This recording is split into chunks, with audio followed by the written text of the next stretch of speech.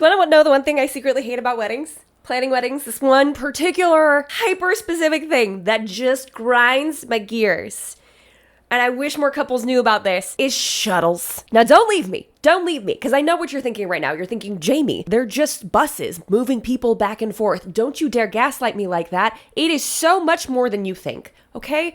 So, in today's video, we're going to talk about why shuttles suck, but sometimes they're a necessary evil, and I'll walk you through how to deal with that if you're in a situation where you absolutely need to have them, or you've already booked them, or you're going, you know what, I'm going to do it anyways. Fine, you do you. But first, allow me to prove my point. Hi, if you're new here, my name is Jamie Wolfer. I'm your online wedding planner, and in today's video, we're talking about shuttles and why they suck. So if you want to subscribe, you totally should. You totally should, because I'm a ball of sunshine today. This user asks, guest shuttle questions. Hello, I'm getting married April 2026, and I'm trying to decide whether we should provide a shuttle for our guests from our hotel to the venue, and if so, what size we would need. Some details about the wedding. Oh, this is posted in wedding planning, obviously.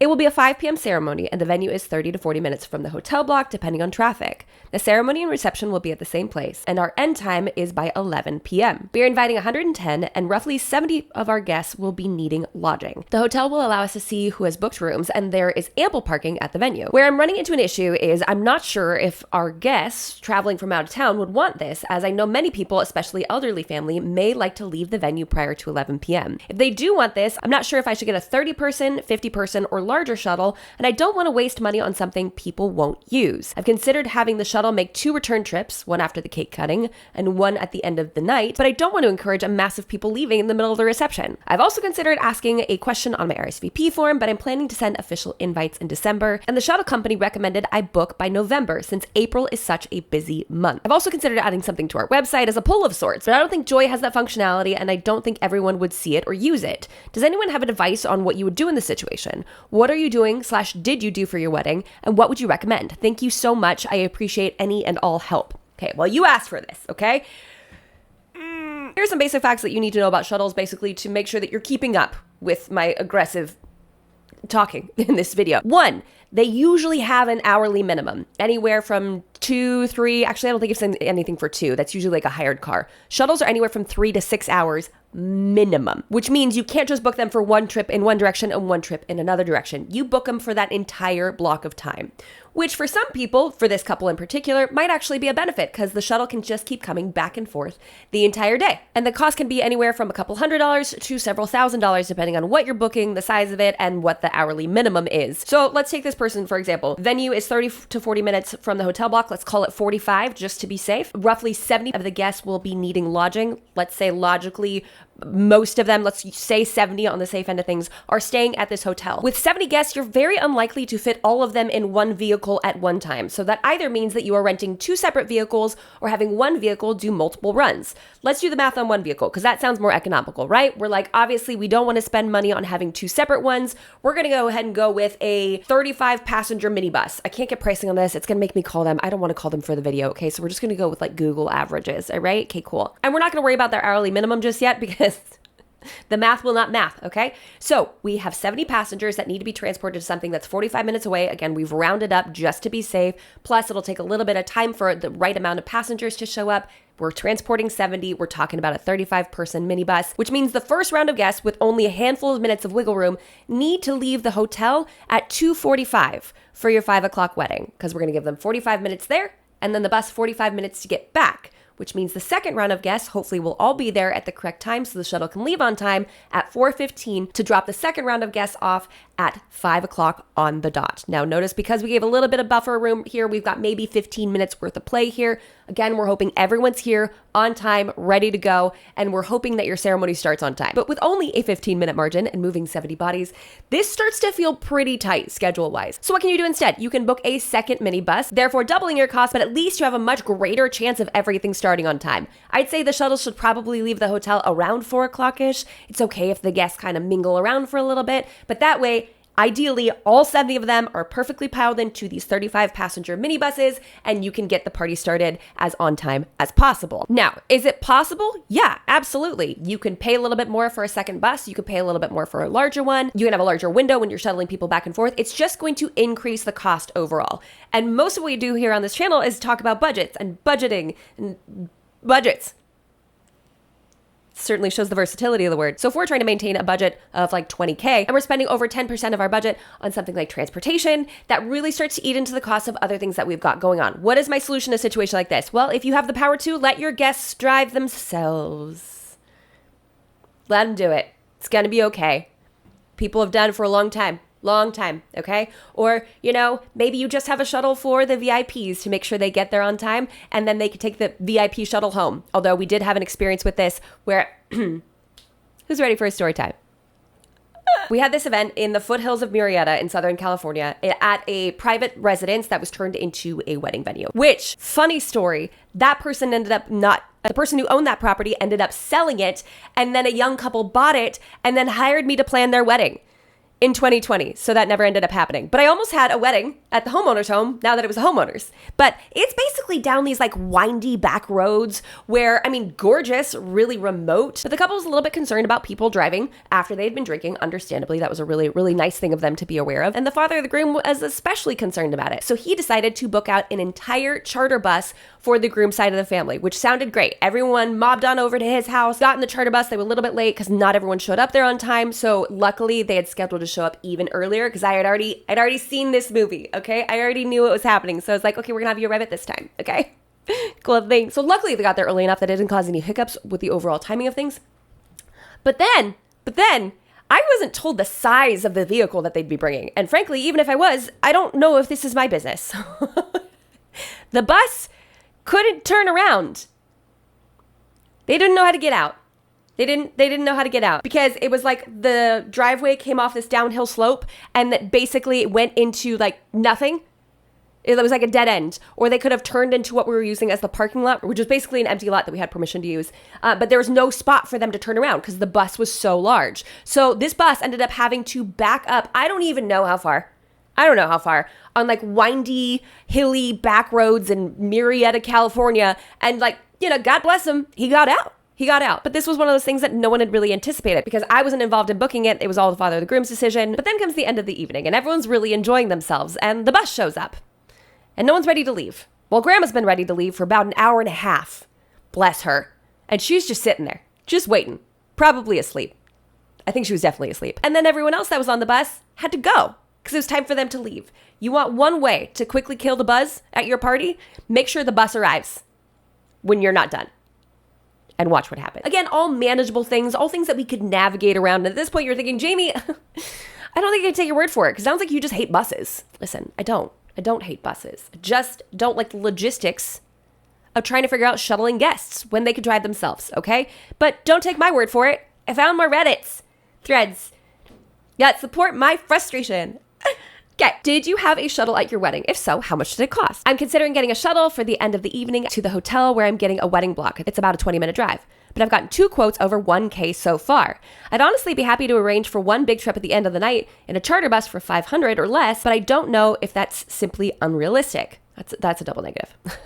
That's a lot of negatives. Name that movie. Probably worth noting that I'm not really interested in having someone I know do it. My dad is a bus driver, but I don't feel comfortable asking family/friends to be put to work, especially in that capacity. Edit to add, this is a destination wedding for most of the folks attending. Everyone who will be staying in the hotel block will be from a 4 to 6 hour flight out of town. For my local friends will be driving distance to the venue. We are expecting some people to rent cars while they are in town, but for the wedding, I'd imagine most folks will not want to be a DD and will arrange for ride sharing. Okay, well, if you're only going to do it at the end of the night, well, then we obviously run into the issue of the minimums that we already talked about. But also, what's happening then? People are driving themselves there and then getting to the point where they cannot drive themselves home and they're only being shuttled back to then have to figure out how to get a rideshare back to their vehicle the following day to then drive it back. This is where I feel like while we are trying to create, and there are some luxury weddings where this hits. Do not get me wrong, but this is when you have the budget for it. So this is why I talk about hyper-specific things that make me angry. It just creates a little bit of a logistical nightmare. And then what if someone was like, oh, bet, I'm going to jump on the shuttle when they come because I feel like I had a little too much and I'm not going to drive myself. But shuttle's full. What are you going to do?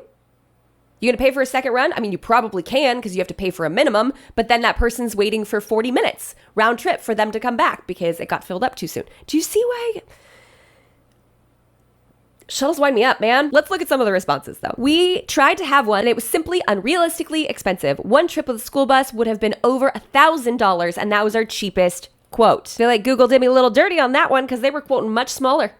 School bus for $1,000 for one way. Again, probably had minimums. OP says, yeah, I keep seeing things just over 1K, and there's honestly no flex with the companies I've spoken to. It honestly never dawned on me until a friend asked. Wondering what you did instead? Did you encourage people to schedule Ubers home to avoid long wait times? I have this written on my wedding website, but I might try to tell people verbally too. Or you just let them manage their alcohol intake and respond accordingly.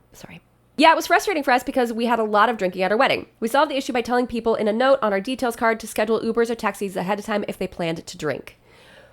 I don't understand. We've never had this be a rampant issue. People just, if they're going to drink hard, they always schedule, not always, but for the most part, schedule a DD to take them, or they could just call an Uber. I feel like we're really over-dramatizing this. Dramatizing, not traumatizing. Not myself, but a friend had a shuttle bus at her wedding. It was the kind of area where Uber/Lyft isn't really a thing. This is a great argument. It cost her about $1,200 and not a single person used it. It makes me so mad. There was no shuttle to the venue before the wedding. That cost would have been too much. So they only had a shuttle available for about 3 hours to go from the venue back to the hotel, starting shortly after dinner. If you're only offering that, people won't use it because they'd have to drive their cars to get to the venue and no one is going to leave them there overnight. OP says, wow, that really sucks. I'd be so upset. Blah, blah, blah. Yeah, okay. For the folks that are renting cars for the weekend, it would be up to them to decide they wanted to designate a driver or arrange for a ride share. Yep. It's almost just like we're just letting them figure it out as adults and not spending thousands of dollars on something that people might not even use. Are you seeing it? Are you seeing why this gets me worked up? Not sure where you were located, but if Uber and Lyft operate in the area, they have a gift ride option. We did it through Uber for our wedding, and guests could enter a code and get a free ride from our reception venue back to the hotel. You can cap it at a certain amount to control the cost. Whoa, OP says, this is a great idea. Would be happy to throw a $500 cap on there. That would be an easy way to promote scheduling Ubers too. Thank you for that. I'll look into this. I think this is a really, really brilliant move for so many couples. Again, people might use it, they might not use it. But again, don't take my word for it. The very next reply, we did it, nobody used it. I'm still glad we gave people the option, and I guess a perk is it was free. What was free? The $500 cap you put on there was free. Maybe I'm misunderstanding. Same with us. I think we ended up paying for 5 rides total. We had multiple signups displaying the code too, but I was glad to come in so under budget. So it's almost like I'm right. Wow. Thanks, internet, for affirming me. I love this one. Sounds like we lucked out. I'm getting a 28-passenger bus for $1,930 for 6 hours. 1,930 divided by 6. That's $321.67 an hour. That doesn't feel like luck. And also, that's only 28 people, so you probably had a micro wedding. Which, in situations like that, perfect. But if we're talking like anything over 25 people... here's a good reference with costs. We are paying $3,300 for 2 Greyhound buses with unlimited trips. One of our RSVP questions was to ask guests if they plan to use the shuttle so we could get a count before we booked. Of our 150 guests, 112 RSVP'd that they will use the shuttle. You can maybe cut costs by gauging interest beforehand. Our shuttles will go from a hotel downtown to the venue about 40 minutes away, so it was a popular option even though parking and rideshare was available at the venue. So someone replies, how many people used it? We have a similar question in our RSVP and are on the cusp of needing 2 buses versus 1, trying to figure out if people will bail and decide to drive last minute, and we can estimate a lower cost. So this person replies, we had an unfortunate situation where one of our buses didn't show up for the original pickup to take people to the venue. It's not funny. It's not funny. So I think we ultimately had more people drive than we expected, but I believe about 75 people still used the shuttle to the venue, and both buses were still full at the end of the night as well. I did hear from some family members that ended up carpooling with each other instead of taking the shuttle, though, probably because they were worried that one wasn't going to show up. They're like, we've seen this movie. It just happened 6 hours ago. We're not playing that game. We're just going to ride home with you. Cool. So depending on how many of your guests know each other, you might run into that scenario too. Or, if you got a flaky bus. It's a tough call. You probably get away with just one if you're only a little over capacity. Congrats on your wedding. And we'll end things with this. Another professional chiming in. Wedding photog here. Do the Uber event code that someone else mentioned on here more in detail. I've been to so many weddings where the couple pays over $1,000 to shuttle people and only a handful or less take the shuttle. It's not just me. Shuttle home means that everyone has to stay till the end, but realistically, most disappear throughout the reception time. So by the end, it's not many. So you're either paying a lot for multiple shuttle options through the evening to accommodate everyone, or you're paying for one that isn't used. Okay, I said last one. I lied. We considered it for about 5 minutes and tossed it out. Not only do guests travel using their own /rental cars or carpool, the costs were not justifiable. Even though parking is limited, we would have to have an in and out 30-minute ceremony and reception combined in the time block allotted by the shuttle companies. Because a 4-hour time block, none in our area were smaller, at minimum 2,000 per shuttle, would have to be doubled or tripled for the standard 4 to 5 hour reception. That doesn't account for ceremony time or a reception that runs longer than an all-inclusive venue allows. Thank you. I'm thinking the same things regarding cost not being justifiable. Don't worry, there's a bunch more comments where that came from. Here's my point. First of all, thanks for letting me rant. Thanks for being here. If you're not subscribed, I'm a little offended. You should probably go do that real quick. So much about wedding planning has us assuming tasks that we don't need to assume. And that's why I make these videos. That's why I jump on here every single week, because I want to help you figure out how to plan your wedding as stress-free as possible. By the way, if you haven't joined the master plan, highly recommend that you do that. I hate calling it an online course because I do live calls there, which doesn't feel very like online course-like, but it's basically, I teach you how to plan your own wedding, and then I'm there with live support every single month to answer your questions. So if you're interested, I'll link it up there. We hear all of these traditions, all of these expectations, all of these things that we're supposed to do, but when we really dig down into some of these, they're ridiculous, okay? Like my hot take on cake. Don't do a giant tiered cake. I said it. I just fervently want to dismantle some of the uneconomical ideas that people have that feel like they have to do for their wedding. Transportation is one of them. And you don't have to. If you're in a scenario, because I promised you this, if you're in a scenario where you do have to have transportation, okay? Well, there are some situations where it's just unavoidable and you need to make it happen, where the parking lot's a little bit further away and you're running 15 passenger vans back and forth. You need to do the math for when this time will start. Obviously, we talked about some of the math earlier. It was a little bit like following the bouncing ball, but I gave it a good college try, because you will either need to start quite early and let your guests know very specifically and repeatedly that if they're using this service, they have to be there at that time or they will miss their opportunity, or you will have to double up on the amount of vehicles that are going. Just please know that this will not be a cheap, inexpensive cost. I highly recommend not doing it for just a one-way option. If you really feel inclined to do it, I think, the prepaid Uber idea is the smartest out of the bunch. I don't know if you could just then use that as like a gift card of sorts for anytime you use Uber after that. Like, hey, I already prepaid on this account, so like I can just use it later. Or if all those funds go away. If all the funds go away, it's your gamble to take, I guess. But take it from me, and obviously the photographer, the other professional on this thread, we see them not used with great frequency. Or when they are used, it creates kind of a logistical nightmare because it takes away people's autonomy when they want to be there and when they want to leave. So while it sounds like a courtesy, so while it sounds great, in a lot of scenarios, it just kind of is more of a headache for you as the couple and for your guests as well, especially when they have to be the first one to show up at 2:15 to go wait at your venue for an hour and a half for the rest of the wedding group to show up for your ceremony to start. In scenarios like that, just let adults be adults. Let them figure it out. If you really feel inclined or you're really concerned about the amount of your group that will be imbibing, then maybe you would want to add like a prepaid Uber Lyft or a shuttle into the conversation. Hey, that's it. I'm going to climb off my soapbox now. I hope you had fun. I sure did. Again, if we need a little reminder, you could totally do a shuttle for your wedding day, okay? I'm just some random lady on the internet. You don't have to listen to me, all right? But if you stuck around for that rant, sure glad you did. Sure glad. All right, that's all we have for today's video, guys. Thank you so much for stopping by. If you haven't done so already, jump on down there. Hit the like button, okay? I stood on a soapbox for nigh on 30 minutes. Well, in the unedited version. Hopefully you'll get something that's a little bit more clipped. Oh, and while you're down there, subscribe to this channel for more tips and tricks for the modern day bride. And until next week, bye, guys.